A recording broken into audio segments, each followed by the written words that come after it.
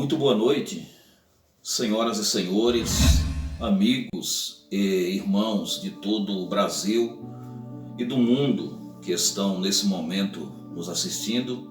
Seja bem-vindo ao canal A Voz da Palavra Profética.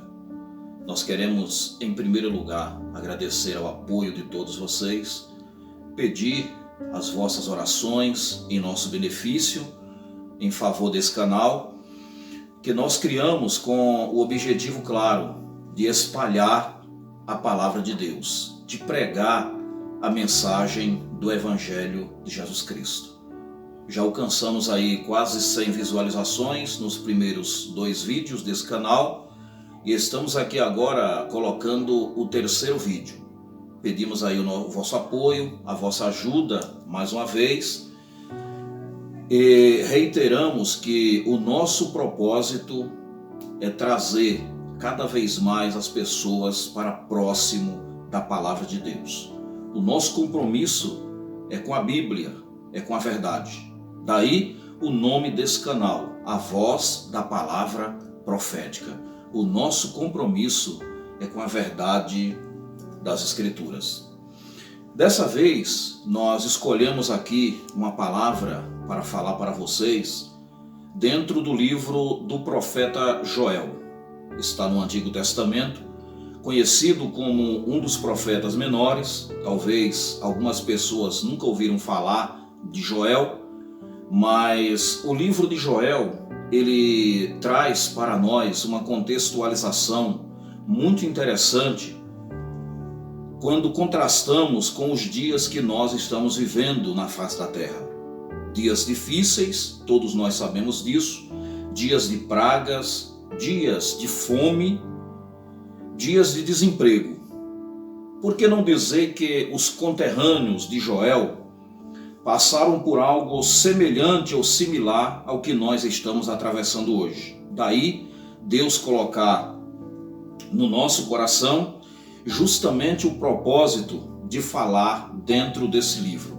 Para tanto, nós estamos aqui com a nossa Bíblia aberta no livro do profeta Joel, no capítulo 2, e convidamos a quem quiser acompanhar conosco no capítulo 2 do livro de Joel, aqui no versículo 1, que está escrito assim, da seguinte maneira: Tocai a trombeta em Sião, deem o alarme no meu santo monte. Tremam todos os habitantes do país, pois o dia do Senhor está chegando e está próximo. Senhores, todos nós sabemos os dias que estamos atravessando na face da terra. São dias em que a pandemia do coronavírus tem tomado conta de toda a humanidade. O medo, o desemprego, até as crises políticas e sociais têm sido gritantes e bastante alarmantes na face da terra. Quando observamos o contexto de Joel, sabemos que o povo de Israel atravessou, durante esse período aqui, algo similar ao que nós estamos atravessando hoje. Não há consenso entre os estudiosos da Bíblia de quando o livro de Joel foi escrito. Alguns acreditam que ele foi escrito antes do exílio babilônico, outros depois. Isso não é importante, pelo menos no momento. O que nos traz a atenção é a mensagem, é a palavra que Deus revelou ao povo de Israel através de Joel. Naquela época, os israelitas estavam vivendo um período de desobediência, um período de esfriamento espiritual, um período em que eles estavam afastando-se de Deus e abandonando a casa do Senhor. Por causa disso, Deus resolveu dar uma lição ao povo de Israel, ou trazê-los para próximo de si, através de um dos mecanismos que Deus utiliza muitas vezes para nos trazer para perto dele. E qual é? O sofrimento. Sim, por incrível que pareça, Às vezes Deus usa o sofrimento como um meio para nos trazer para mais perto dele. E foi esse meio que Deus usou com os israelitas naquela época. De repente, começou a aparecer no meio de Israel uma grande praga de gafanhotos. Joel diz que uma praga começou a tomar conta das lavouras de Israel. Eles eram um povo absolutamente agrícola, plantava muito e dependiam da terra.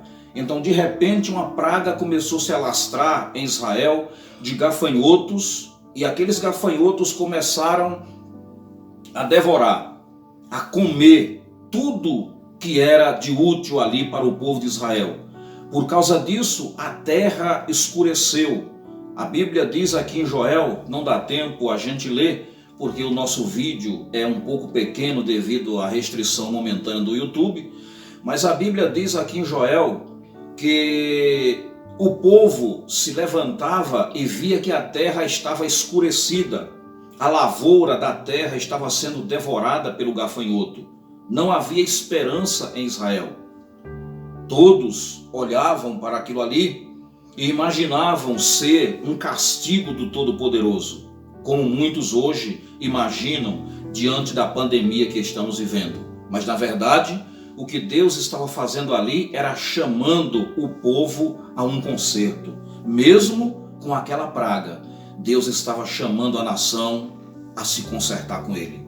E hoje, a forma que estamos vendo essa praga e esses males se alastrar pela face da terra, não chegamos a outro pensamento, a outro contexto, senão a ideia clara de que assim como Deus chamou o povo de Israel a um conserto, Ele está chamando hoje a sua igreja, os seus pastores, os seus pregadores, os nossos crentes pelo mundo inteiro e até mesmo aqueles que ainda não acreditam em Deus. Ele está chamando a um conserto, Ele está chamando a uma aliança. Sim, senhoras e senhores, Deus, Ele ofereceu ali, através de Joel, algumas especificações, podemos dizer assim, ou um caminho, ou uma maneira para que eles pudessem sair daquela praga e receber a bênção do Senhor.